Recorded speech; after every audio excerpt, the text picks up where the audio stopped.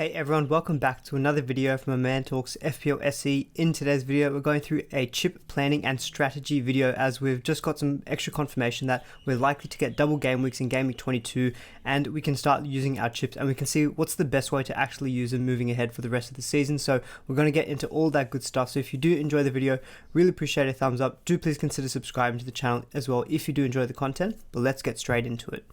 So FPL decided to drop us a bombshell and give us a second free hit chip last night. This was due to all the kind of COVID postponements that have happened. But the second free hit chip will be available from Game Week 20, so you can't use it this current game week in Game Week 19, but from next game week you can use it. You can't use the free hits in consecutive game weeks. So if you still have the two, you can't say use it in Game Week 20 and then use it again in Game Week 21. That's not allowed. You can't do that. It has to be at least a 1 game week gap in between. There's no time expiry on this second free hit. So it's not like the wildcard where you have to play your first wildcard by Game Week 20. With the second free hit chip, it will remain for the rest of the season. And so if you've already used the one free hit, you'll get the second free hit available from Game Week 20 for the rest of the season. And if you haven't already used the first free hit, you now have 2 free hits available for the duration of the season. So you can use these a little bit more flexibly, which is good. And so yeah, big announcement just to add a little bit more variety to what was already a crazy season so far. So we'll start now getting into a bit of a talk around the potential double game week schedule and also blank game week schedule. So the main reason why we're all talking about a double game week and what looks like in Game Week 22 is that the FA decided to abandon plans for replays in the 3rd and the 4th round of the FA Cup. And that was due to, kind of making room for the Premier League fixtures to be played. And basically that just means the next available midweek where that could happen is basically Game Week 22. So that's why Ben Krellin, at Ben Krellin on Twitter, I'll keep repeating his name. He's the guru behind, the fixture rescheduling and seeing when we're going to be getting double game weeks and blank game weeks. So I'll quickly just show a couple of his tweets as well here. So he's predicting that there will be a big double game week in Game Week 22, a blank game week in Game Week 30, and a big double game week in Game Week 36. And it looks like there's potentially a double game week in 21, but it doesn't look as likely as double 22, which looks pretty certain at this point, but they haven't announced anything yet actually at this point. Game Week 33, he said, could also be a big double game week, and in between around Game Weeks 25 to 29, there could be a few mini blanks and mini double game weeks. So just where you maybe have 1 or 2 teams who blank or 1 or 2 teams who double. So that's what that second tweet says over there. So this is why we're all getting excited around our chips, because it seems like we're getting a pretty good schedule now as to when we're going to be getting these blank and double game weeks. And so the next slide will show Game Week 22 and what it could look like. So as we mentioned, there's a likely double game week happening in Game Week 22. So you can see on the left there, those teams that are highlighted in yellow. So that's Tottenham, Manchester United, Burnley, Brighton, Leicester, Brentford and Watford. They've had the most postponed fixtures, as you can see on the right hand side of that screenshot. So they're the most likely to be getting a double game week in Game Week 22. The other teams, below that, so Chelsea, Aston Villa, Everton, Norwich, Southampton, West Ham and Arsenal, they could also get double game weeks in Game Week 22, but it seems that they're less likely than, say, those other teams that we mentioned previously. And it all comes down to the amount of postponed fixtures that these teams had. So you can see that Tottenham have had 3 games postponed, as have Burnley, and also Brighton. And the Brighton one is also more of a future blank that might happen in Game Week 24, 25, I think it is, because Chelsea have the Club World Cup. So basically it just means those teams that are highlighted in yellow, more likely to get a double game week in Game Week 22, the other teams less so. And you can see a few teams down the bottom as well, Leeds, Liverpool, Man City, Newcastle and Wolves. They're the least likely to be getting double game weeks because they haven't actually had any games postponed up until this point. I think a couple of key things that to take out of this is that Manchester United and Tottenham are probably the 2 teams that you would look to target the most if you are looking to get double game week players, because they've got some good double game week fixtures. Potentially you can see there that Tottenham have got a Watford in Game Week 21, and in 22 they could get Arsenal and maybe a combination of Burnley, Brighton and Leicester. And they've also got good fixtures before and after, and the same with Manchester United. That's kind of why they're probably the 2 better teams to target. But you have got other teams there like Burnley, Brighton, Leicester, Brentford and Watford. What they do have is probably good, cheaper enablers, cheap players that you could use to fill out potentially what could be a bench boost. But that was the kind of first takeaway that I got when looking at the schedule, is that Tottenham and Manchester United seem like the 2 key teams, I think, to really target from a double game week perspective. But it looks like it could be quite a big double game week overall. Obviously, we just don't know yet what the fixtures are, so we kind of have to talk about this a little bit more high-level basis. But I think it's still worth keeping in the back of your mind in terms of, any transfers that you might have to make from now on. It might be good to keep in mind what other teams that are likely to have double game weeks moving forward, because then you can kind of prepare for that a little bit better by bringing them in slowly up until Game Week 22. So that now that we've kind of covered that, Game Week 22 is going to be a probably what looks like a big double game week. Potentially game week 21 might be a double game week as well. What I'll get into now is actual chip strategy and what we can actually do with our chips remaining for the rest of the season. Now on this slide, I'm going to go through some potential chip strategies. So the top row there, I've got game weeks 20 to 36. The reason I've got this particular timescale is that this is where we're probably going to see the majority of our blank and double game weeks.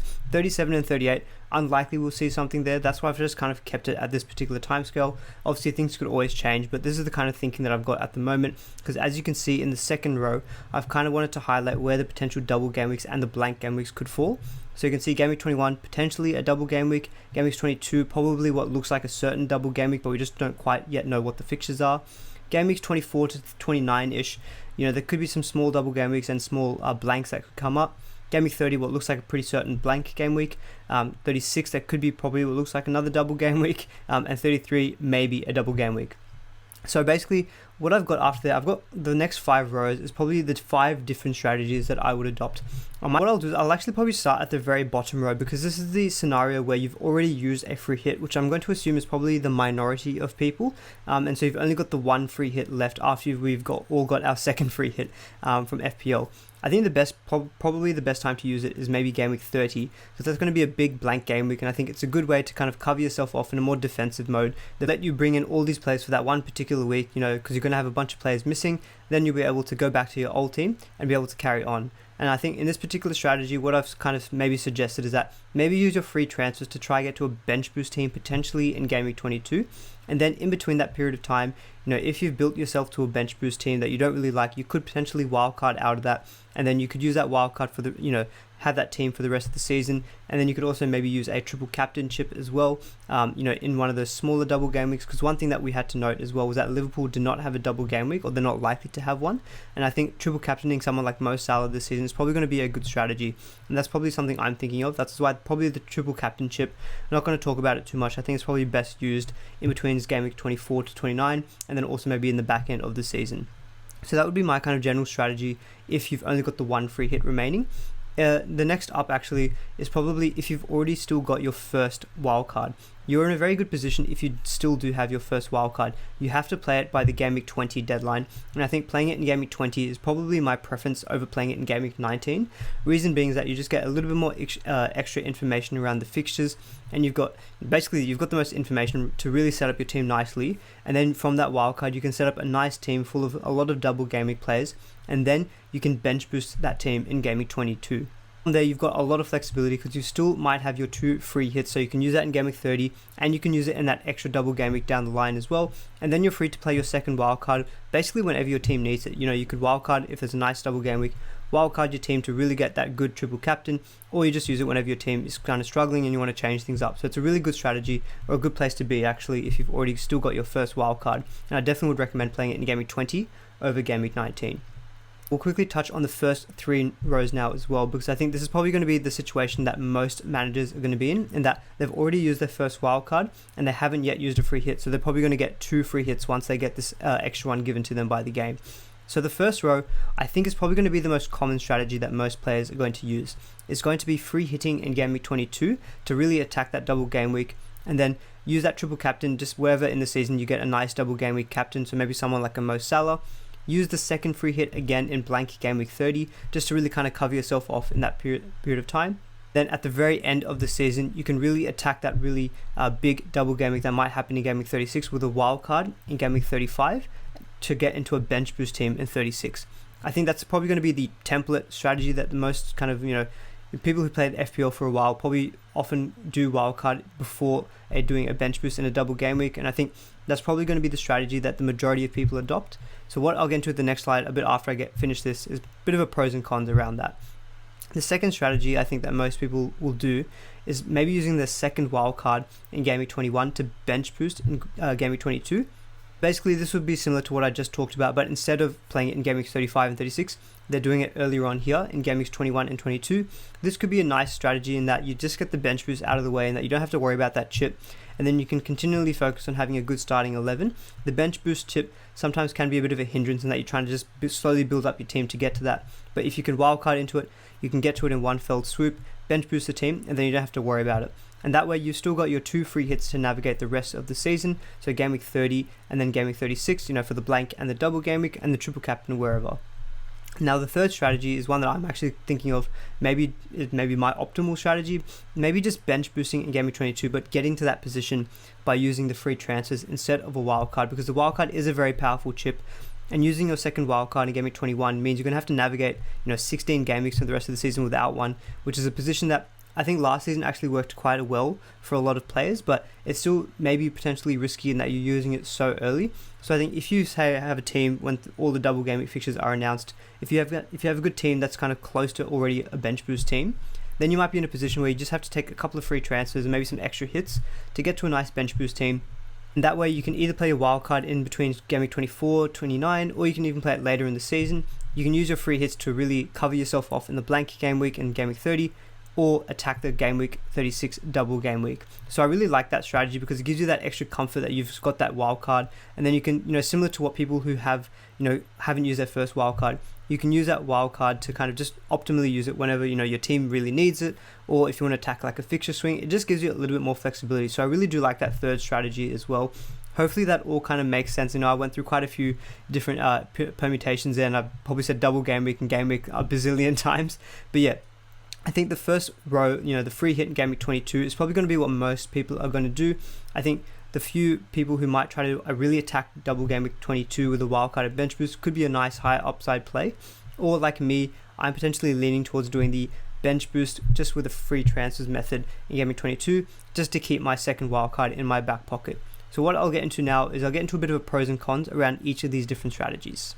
So on this table here, I've just kind of put together a general pros and cons around each of the different kind of chips, mainly the wildcard, bench boost, and free hit, because the triple captain, you don't really have to plan for that. You can really just play that in any particular game week. In the first row, this is going to be the context of playing your wildcard and your bench boost in game weeks 21 and 22. The pro is that you can set up really well for that double game week by spreading your funds. You've got high upside because you can fill your team with kind of 14, 15 double game week players and bench boost into that, so you can really get a high ceiling score. The con of using it in game weeks 21 and 22 is that you're burning your second wildcard pretty early, so you have to navigate the 16 remaining game weeks without one. There is a bit of a longer gap actually between game weeks 21 and 22 as well. It's around 13 days.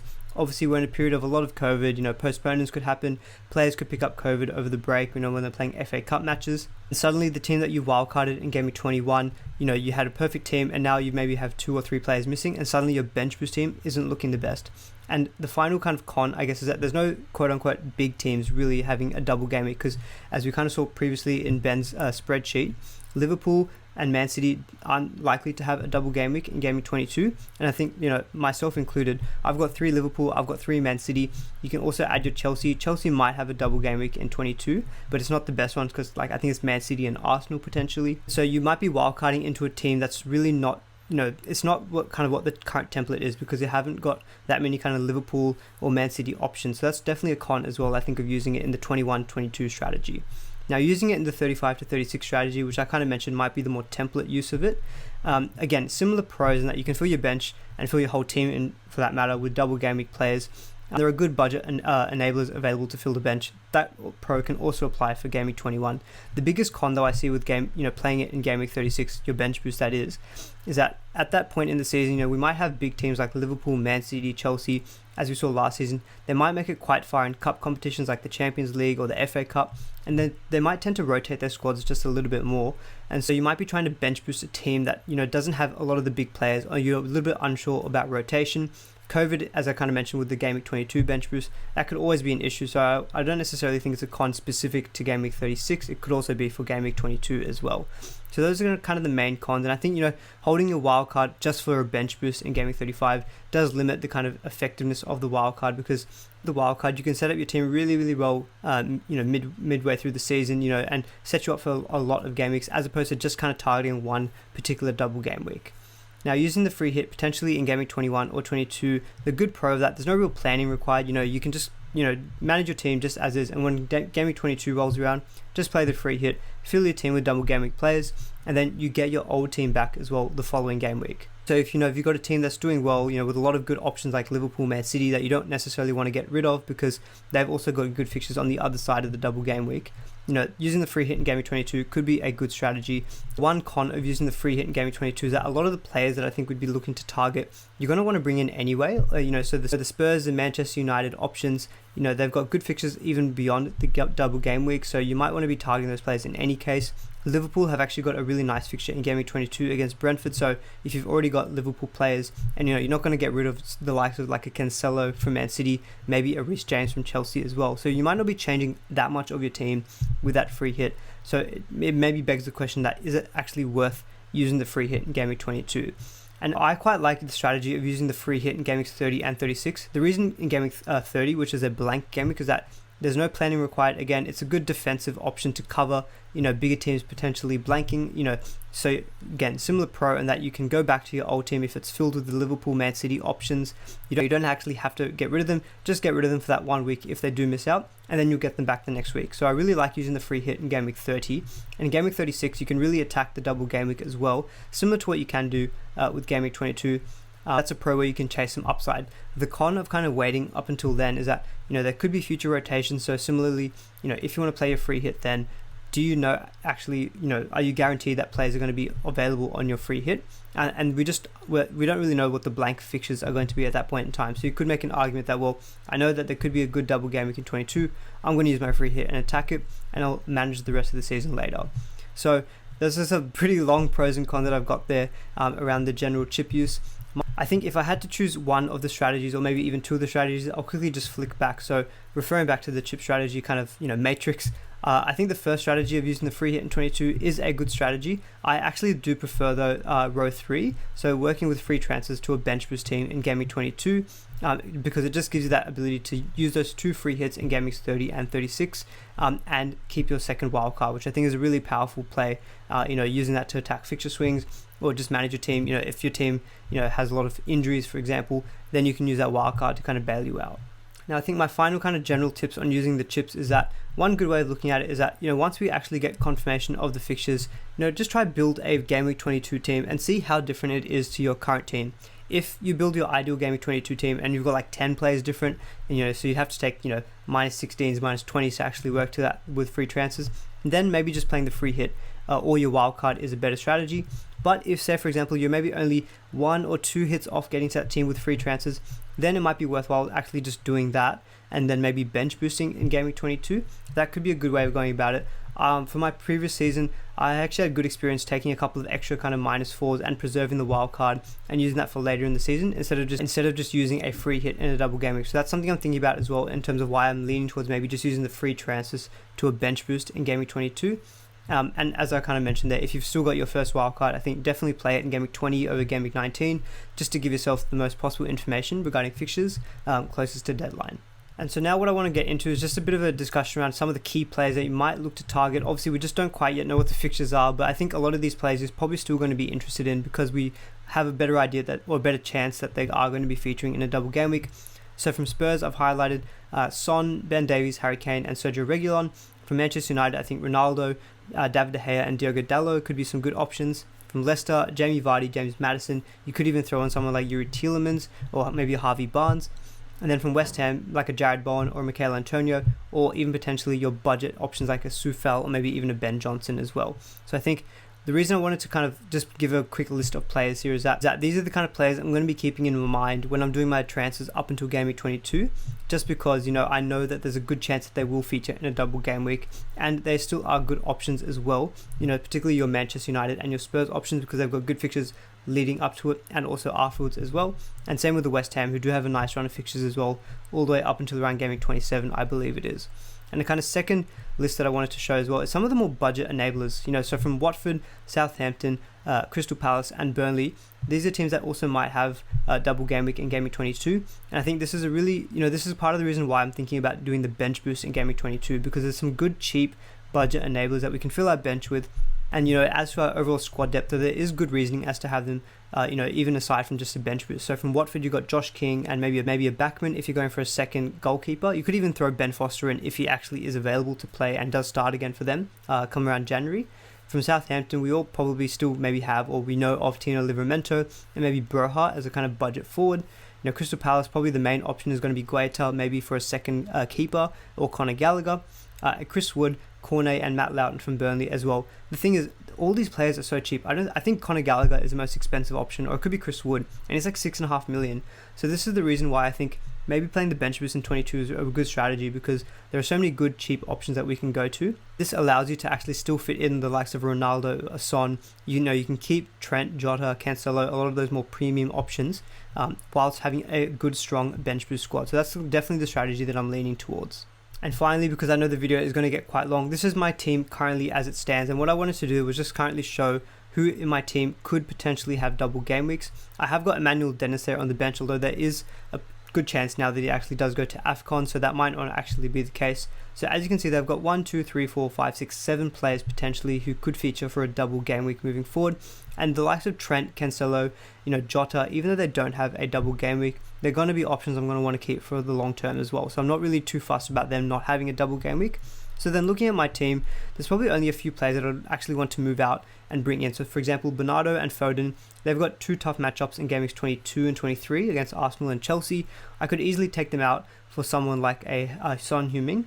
And when Salah goes away on AFCON, I'm very open to the idea of selling him as well to create funds, even to upgrade maybe Lacazette or my other forward to like a Ronaldo. And that way, only maybe taking 2 or 3 transfers and maybe a couple of extra hits, I can potentially build a team that's looking pretty good for a bench boost. So this is the reason why I'm also leaning towards that strategy, because my current team, I feel potentially if the fixtures fall my way, it could, lean towards having a decent bench boost team in Game Week 22. So that's the way that I'm leaning at the moment. Alright everyone, hopefully you enjoyed the video. It's going to be a little bit of a longer video. I tried to be as concise as possible. I think there's quite a bit of stuff to go through, and I think this is going to be a good video to actually go back to in the future as well, if we are thinking about what kind of chips we should use moving forward. So hopefully the video is not too long. I'll see how it goes in editing, but if you enjoyed it, really appreciate a thumbs up. Do please consider subscribing as well if you did enjoy the content, and I'll see you all in the next video.